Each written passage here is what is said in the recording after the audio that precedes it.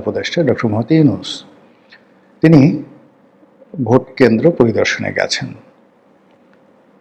অবাক করার বিষয় হলো যে তিনি এই ভোটের দৃশ্য দেখে এতটা আনন্দিত হয়েছেন, এতটা উদ্বেলিত হয়েছেন, আবেগে তার সারা শরীর থরথর করে কাঁপছিল। এবং আমার জিন্দেগিতে আমি ডক্টর মোহাম্মদ ইউনূসকে এতটা আনন্দিত কখনো দেখিনি। এমনকি তিনি যেদিন নোবেল পুরস্কার পেয়েছিলেন সেদিন আমি তাকে দেখেছি। বহু মানুষ ঢল নেমেছিল সেদিন রাজধানীতে। আমি তাকে অভ্যর্থনা জানানোর জন্য ফুলের তোড়ায় তিনি যে অঞ্চলে ছিলেন সেখানে রীতিমতো সয়লাভ হয়ে গিয়েছিল। তখন তার যৌবন ছিল, শক্তি ছিল, মত্তা ছিল, তিনি হাসছিলেন। ঠিক সেই দিন তার যে আনন্দ, তার সাথে অনেক বেশি আনন্দ আমি দেখলাম আজকের দিনে ভোট কেন্দ্র পরিদর্শন করতে গিয়ে। তিনি যা বলেছেন, তিনি যা দেখিয়েছেন, তিনি যেভাবে হেসেছেন, তার মধ্যে তার সেই অভিব্যক্তি ফুটে উঠেছে। দ্বিতীয়ত, সম্ভবত যমুনাতে তিনি বসে বসে ভোট দেখছিলেন। তো যমুনাতে ভোট দেখতে গিয়ে তার যেটা হয়েছে, সেখানে তিনি তার কন্যা, তার প্রিয় ভাজন প্রেস সেক্রেটারি, অন্যান্য যারা আপনজন আছে তাদেরকে নিয়ে ভোটের দৃশ্য দেখছিলেন। সম্ভবত সেখানে একটি control centre, election monitoring control centre স্থাপন করা হয়েছে। সারা বাংলাদেশের যে বিভিন্ন ভোট কেন্দ্রগুলো রয়েছে, সেই ভোট কেন্দ্রে কীভাবে ভোট দিচ্ছে, সেখানে কীভাবে আইনশৃঙ্খলা রক্ষাকারী বাহিনী কাজ করছে, সেই দৃশ্যটি কেন্দ্রীয়ভাবে হয়তো যে কয়টি জায়গা থেকে মনিটর করা হচ্ছে ওইরকম একটা মনিটরিং সেল হয়তো যে যমুনা সেখানে স্থাপন করা হচ্ছে। আপনারা জানেন যে এবারের ভোট অন্যবারের চেয়ে বিভিন্ন কারণে ব্যতিক্রম। এর কারণ হলো প্রতিটি ভোট কেন্দ্র সিসি ক্যামেরার অধীনে আনা হয়েছে। আবার প্রায় 30,000 সেই আইনশৃঙ্খলা রক্ষাকারী বাহিনী তাদের শরীরে ক্যামেরা লাগিয়ে দেওয়া হয়েছে, বডি ক্যামেরা। ফলে ভোট কেন্দ্রের ভিতরে বাইরে এই যে যাদের সাথে ক্যামেরা রয়েছে, মুভি ক্যামেরা, বডি ক্যামেরা, তারা চলন্ত সিনেমার মতো করে প্রতিটি দৃশ্য তাদের সেই ক্যামেরায় ধারণ করা হচ্ছে এবং যারা কন্ট্রোল রুমে বসেছেন তারা সেই দৃশ্য দেখতে পাচ্ছেন। তো সেই দৃশ্য নিঃসন্দেহে ডক্টর মোহাম্মদ ইউনূস দেখছেন এবং দেখে তার মনে ভীষণ রকম আনন্দ লাগছে। এটার ইতিবাচক দিকগুলো বলে নেই। ইতিবাচক দিক হলো যে ডক্টর মোহাম্মদ ইউনূস সেই প্রথম দিন থেকেই বলে আসছেন যে তিনি একটি ভোট দেবেন, পৃথিবীর সেরা একটা নির্বাচন হবে, শান্তিপূর্ণ নির্বাচন হবে, বিশ্ব অবাক হয়ে তাকিয়ে দেখবে এবং আগামী 100 বছরের মধ্যে শ্রেষ্ঠতম নির্বাচন তিনি করে দেখাবেন। তো আজকের দিনে তিনি যদি তার সেই যে প্রতিজ্ঞা, তার যে আশাবাদ, এটি তিনি দেখে থাকেন, সঙ্গত করেন তার মনে অনেক আনন্দ, তিনি অনেক খুশি এবং তার এই প্রাপ্তি পরিণত বয়সে, প্রায় 90 বছর বয়সে তিনি এই যে সফলতা দেখালেন, এটা অনেকে বলার চেষ্টা করছেন যে জীবনে প্রথম পিতা হওয়ার যেভাবে আনন্দ, ঠিক ওইরকম আনন্দ এর আগে আপনাদের মনে আছে যে একজন বৃদ্ধ সংসদ সদস্য জীবনে প্রথমবারের মতো এমপি হয়েছিলেন, তারও এরকম প্রায় 80-85 বছর বয়স।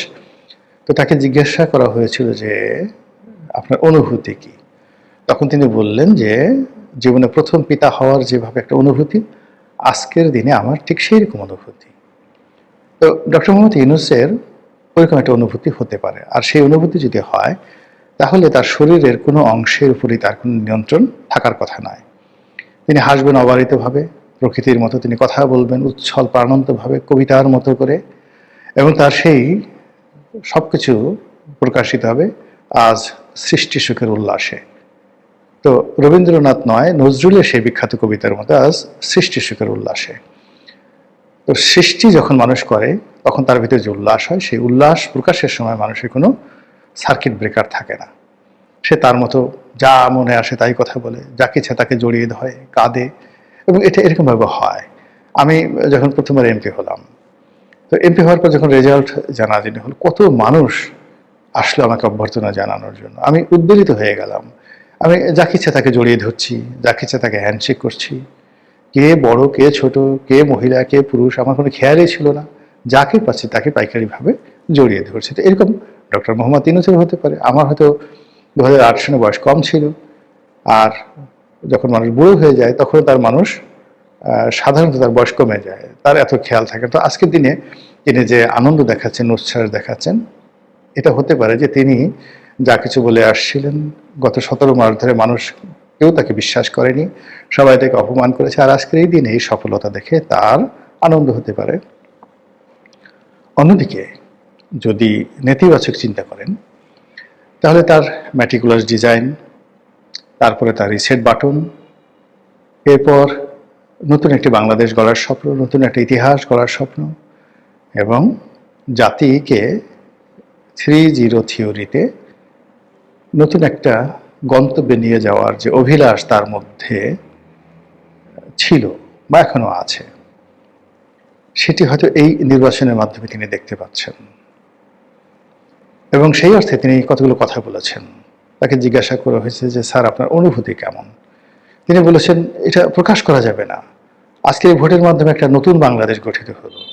অতীতের যত কিছু আছে, মানে উনি ওই অতীতের রিসেট বাটন যে কথাটা, ওইটা মুখ ফসকে এবার বলতে চাননি, বলতে গিয়েও তিনি অনেকটা থমকে গিয়েছেন। তিনি বলার চেষ্টা করেছেন যে অতীতে আমাদের যে সকল ইতিহাস ছিল, যে ইতিহাসের মন্দ দিকগুলো আছে, আজকে কবর রচনা হলো।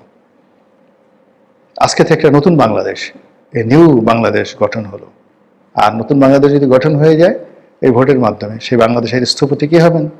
ডক্টর মোহাম্মদ ইউনূস নিশ্চয়ই জামাতের আমিন নন। নতুন বাংলাদেশের স্থপতি তারেক রহমান সাহেব হবেন না। যেহেতু নতুন বাংলাদেশটা এই ভোটের মাধ্যমে তৈরি করেছেন ডক্টর মোহাম্মদ ইউনূস, কাজেই সেই ডক্টর মোহাম্মদ ইউনূসই হবেন নতুন বাংলাদেশের স্থপতি। এটি তার বক্তব্যের মধ্যে আপনি খুঁজে দেখতে পারেন, তিনি সেটা বলেছেন, টেলিভিশনে ব্যাপকভাবে প্রচারিত হয়েছে। 3 নম্বর হলো যে নির্বাচন যতই ভালো হোক আর যা কিছু হোক না কেন, যদি সবকিছু স্বাভাবিক থাকে, 13 তারিখ থেকে নোবডি উইল আস্ক হিম, কালকে থেকে তাকে কেউ জিজ্ঞাসা করবে না। সারা বাংলাদেশের সব কিছু যারা বিজয়ী হবে তাদের দিকে ধাবিত হবে। এবং 13 তারিখের মধ্যেই শপথ গ্রহণ, 13 তারিখের মধ্যে সরকার গঠনের জন্য প্রচণ্ড একটা চাপ তৈরি হবে, অস্বাভাবিক, যেটা কল্পনাই করা যায় না। তো সেই ক্ষেত্রে ডক্টর মোহাম্মদ ইউনূস এবং তার সঙ্গী সাথী যারা আছেন তাদের মধ্যে কিছুটা দ্বিধা থাকবে, সংকোচ থাকবে, ভয় থাকবে, আতঙ্ক থাকবে, এবং তাদের পুনর্বাসিত হওয়া, বাংলাদেশে থাকা, সেফ এক্সিট, নিরাপদে চলে যাওয়া, সুন্দরভাবে ক্ষমতা হস্তান্তর করা, এই বিষয়গুলো নিয়ে তাদের মধ্যে এক ধরনের যাকে বলা হয় সতর্ক অভিব্যক্তি থাকবে। কিন্তু তাদের উচ্ছ্বাস দেখে মনে হচ্ছে যে তারাই এই বিজয়ের হর্তা, তারাই এই বিজয়ের অধিকর্তা, তারা যা চাচ্ছিলেন তাই হচ্ছে, তারা যে ডিজাইন করেছিলেন সেই ডিজাইন বাস্তবায়িত হতে যাচ্ছে। এবং সেই ডিজাইনগুলো কি? এই বিভিন্ন সংস্কার কমিশন, আলী রিয়াজের বিভিন্ন থিওরি, বদিউল আলম মজুমদারের বিভিন্ন থিওরি, ডক্টর মোহাম্মদ ইউনূসের বিভিন্ন স্বপ্ন, এবং তার সঙ্গে সঙ্গে মানে যারা এই মুহূর্তে আন্দোলনের সবচেয়ে বড় স্টেক হোল্ডার, সেই নাহিদ, সার্জিস বা হাসনাত আবদুল্লাহরা, তারা কিন্তু ব্যাকফুটেজে যাননি। তারা মন্ত্রী পরিষদ থেকে পদত্যাগ করেছেন, কিন্তু এখনো পর্যন্ত মন্ত্রী পাড়াতে তারা বসবাস করছেন, মন্ত্রীদের বাড়িতে তারা আছেন, এখানে থেকে তারা ইলেকশন করছেন। এত কিছুর মধ্যেও সেই যে বিদেশি ইউটিউবার যারা আছে তারা নাসিরুদ্দিন পাটোয়ারিকে স্বরাষ্ট্র মন্ত্রণালয় দিয়ে দিয়েছে। এর আগে প্রেস সচিব নাহিদ ইসলামকে প্রধানমন্ত্রী বানিয়ে দিয়েছিল, সেখান থেকে এখনো তাকে প্রধানমন্ত্রী হিসেবে তার দায়িত্ব থেকে তাকে নামানো হয়নি। তারা এখনো মানে ওই যে বলেছেন যে ভবিষ্যৎ প্রধানমন্ত্রী, তো নাহিদ ইসলাম যে ভবিষ্যৎ প্রধানমন্ত্রী ওই জায়গা থেকে এখনো তাকে সরানো হয়নি, তিনি এখনো সেই পর্যায়ে আছেন। আবার এই ভোটের পরে নাহিদ ইসলাম খুব দৃঢ়তার সঙ্গে বলেছেন, এনসিপির প্রধান, যে আমরা বিজয়ের একেবারে দ্বার প্রান্তে আছি, বিজয়ের দ্বার প্রান্তে আছি। এবং তিনি যেভাবে দৃঢ়তা নিয়ে বিজয়ের দ্বার প্রান্তে আছেন বলেছেন, ওভাবে তারেক রহমান সাহেব কিন্তু বলতে পারেননি। অন্যদিকে আজকের এই দিনে আমিরে জামাতের যে অভিব্যক্তি, তার যে ছুটোছুটি, বিভিন্ন মানুষকে তিনি যেভাবে আন্তরিকতা নিয়ে জড়িয়ে ধরেছেন, কোলাকুলি করছেন, আত্মবিশ্বাস দেখাচ্ছেন, যেভাবে আলহামদুলিল্লাহ বলছেন, তার লোকজন যেভাবে ইনফ্লুয়েন্স করছে মানুষজনকে, তাতে করে ডক্টর মোহাম্মদ ইউনূসের হাসি, তার বক্তব্য, জামাতের আমিরের কথাবার্তা, কর্মকাণ্ড এবং নাহিদ ইসলাম থেকে শুরু করে ওই যে নাসিরউদ্দিন পাটোয়ারির আজকের দিনে মানে তার যে তৎপরতা এবং এর আগে যারা তাদেরকে বিভিন্ন সময় প্রমোট করেছেন ইউটিউবার, তারা তাকে স্বরাষ্ট্রমন্ত্রী বানিয়ে দেওয়া, মন্ত্রণালয় দিয়ে দেওয়া, এই জিনিসগুলোর সঙ্গে যদি আপনি এটা আন্তঃসংযোগ খুঁজে পান এবং আগামী 6 মাস 1 বছর যদি আপনি বিকল্প কোনো কিছু চিন্তা করেন, করলেও করতে পারেন। আর সেটা কাদের জন্য ক্ষতিকর হবে, কাদের রাজনীতির জন্য সর্বনাশ ঘটাবে, তারা সে বিষয়গুলো নিয়ে কীভাবে চিন্তা করবেন সেটা তো তাদের বিষয়।